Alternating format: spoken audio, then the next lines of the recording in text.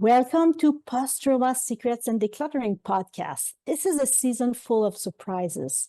You will learn tons of story and information about holistic decluttering journey, about letting go of trauma and clutter, but also about taking back control of life and home. This season is particularly special because I share the mic with one of our extraordinary students.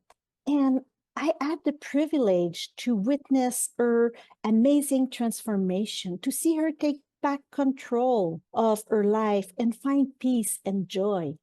I'm so grateful she accepted to interview me. As a church pastor, Reverend Tammy was trusted by her congregation to take care for them in their painful moment.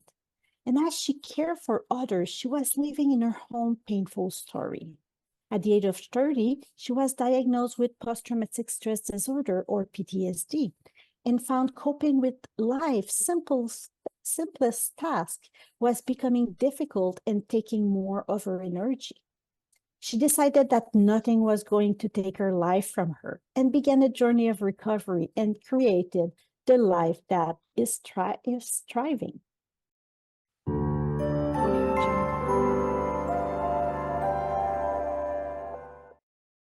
Thank you, Valerie. Hello, and welcome to today's episode, where we are diving into a topic that touches all of us. Decluttering our spaces without falling into the trap of procrastination, where it's that pile of papers you've been meaning to sort through, or the closet that's bursting at the seams. We all know that clutter can be more than just an eyesore. It can impact our mental well-being and daily productivity. Today, we'll explore practical steps and motivational tips to help you start clearing out that clutter, making room not just in your home, but also in your mind for the things that truly matter. So, let's get ready to transform our spaces and our lives one item at a time. Valerie, what makes decluttering so important for our overall well-being? Oh, that's a big question. Let's take the example of Linda.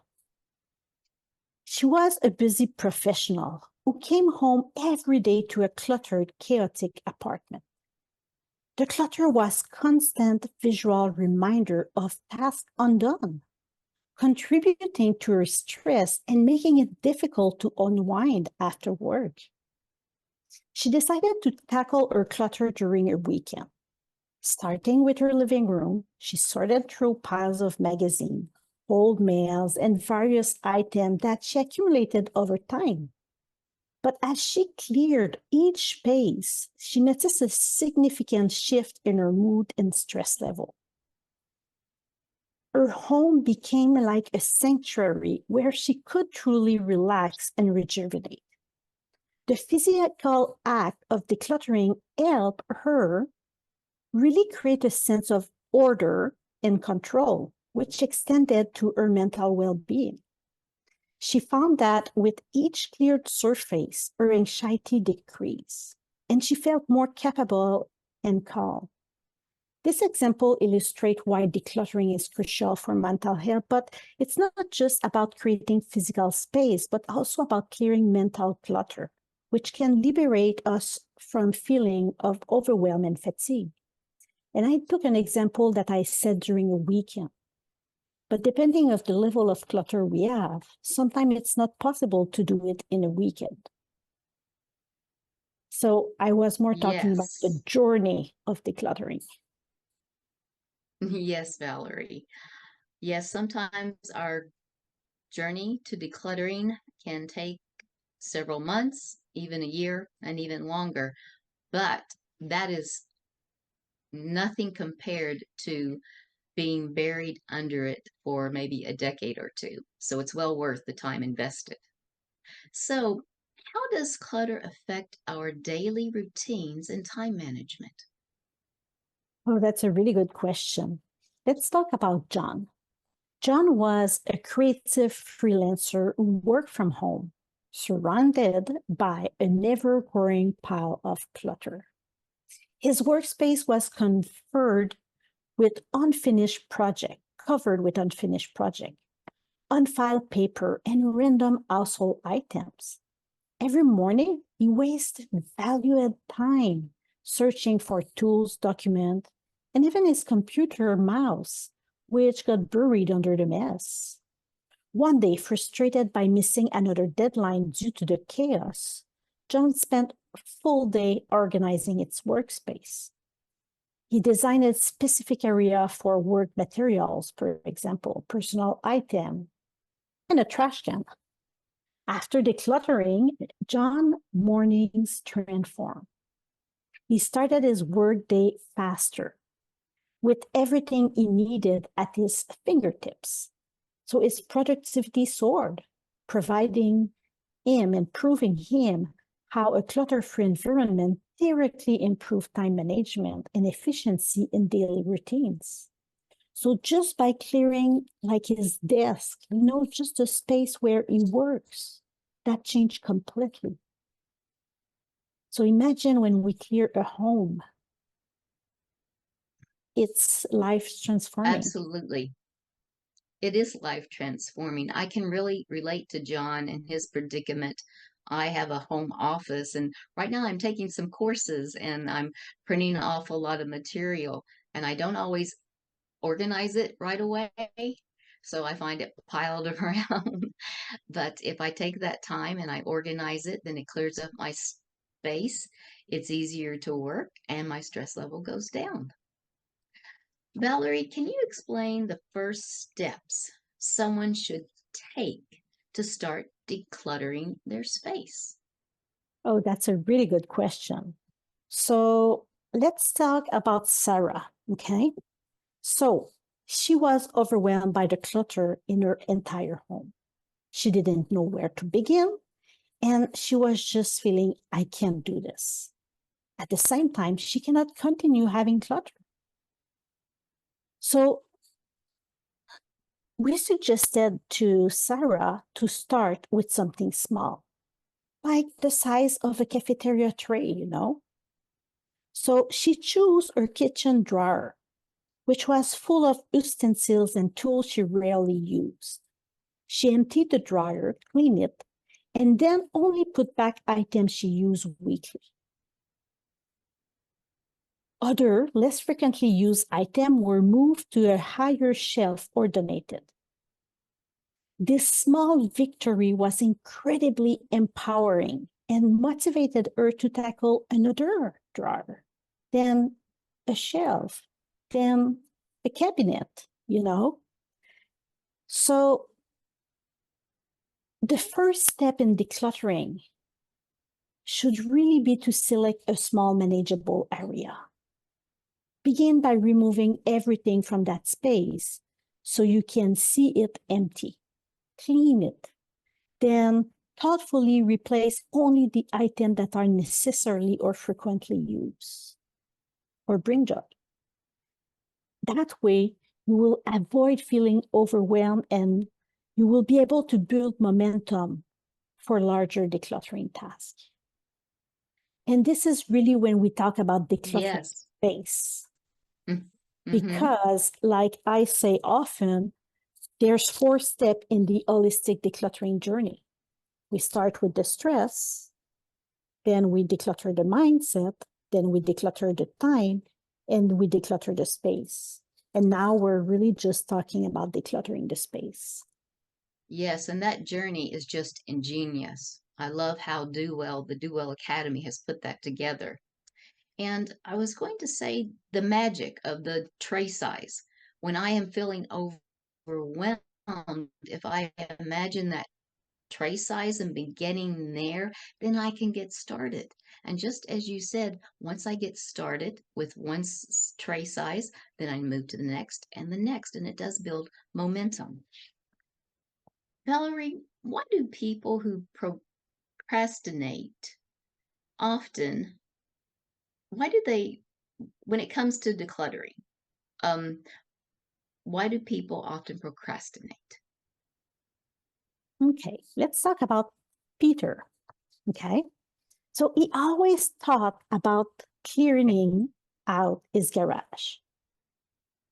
Peter's garage is filled with years of accumulated sport equipment, old furniture, boxes of who knows what, you know. Every weekend he'd say, I'll start tomorrow. But tomorrow never came. The thought of tackling so much stuff felt daunting, almost paralyzing. He imagined it will take forever, and he didn't know where all the stuff will go once he decides to dispose of it.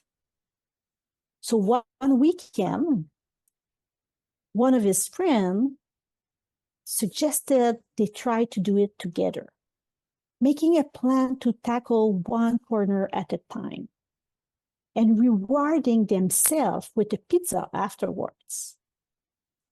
This companionship and structured approach made the task feel less intimidating and more achievable.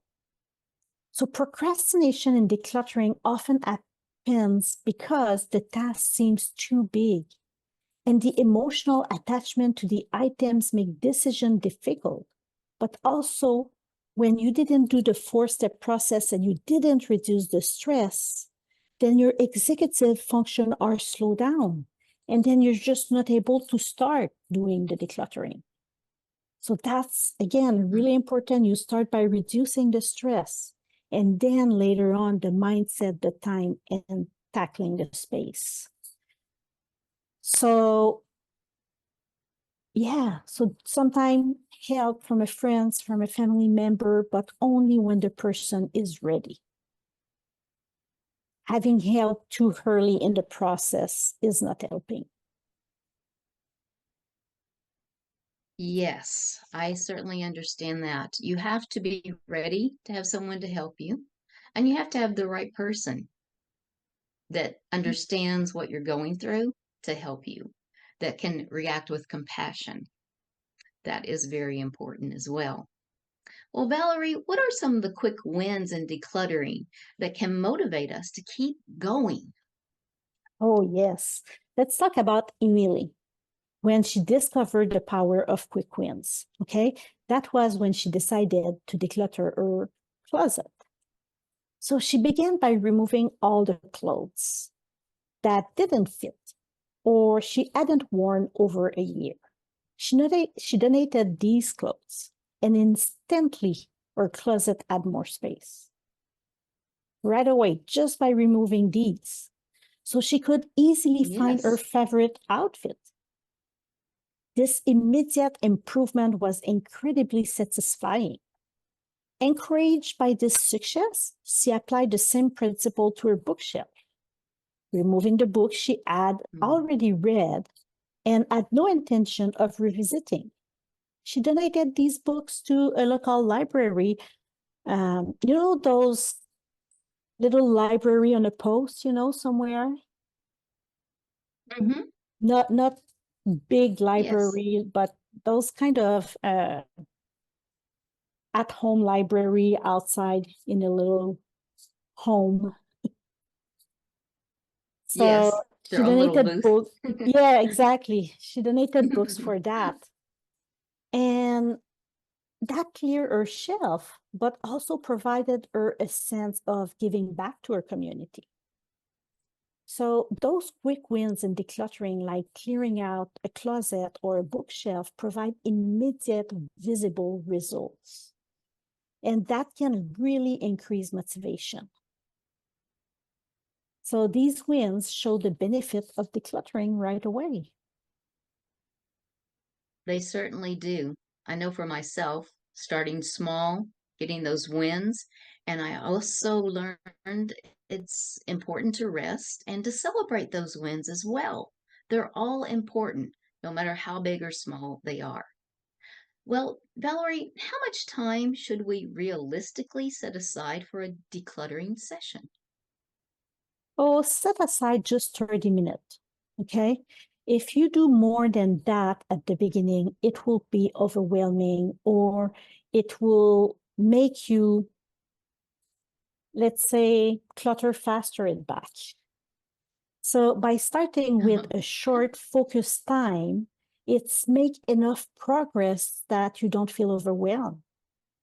So yeah, a really little block, like 15, 30 minutes, maximum an hour, okay? So it feels manageable and doesn't interfere too much with your other responsibility. When I first started working with the Duell Academy, I called it the magic 15 minutes. I would feel so overwhelmed, but I was told just start with 15 minutes, and it made all the difference in the world. Valerie, what are some of the common mistakes people make when they start to declutter? Trying to tackle the entire house in one day and ending up exhausted, frustrated. That's a common mistake, is really trying to do too much at once. It's better to tackle decluttering in stage, focusing on one area at a time. This prevents burnout and ensure you don't get discouraged early in the process. And it also prevents, like I say, clutter is like a pendula. If you clear it too fast, it will come back faster. So that's the most common mistake. Yes. Yes, that is such a good analogy, the pendula. If you clear it fast, it comes back. And I know with being with the Duell Academy, having a supportive group to remind us of all these healthy ways of decluttering is so important. Valerie, how can setting small, manageable goals help in the decluttering process? I love that, because goals is a word that triggers a lot of people to go away. So let's take the example of Yes. Ben. Ben decided to set a Okay. goal to declutter one shelf per day in his living room. And these small, manageable goals make the task feel achievable and less daunting.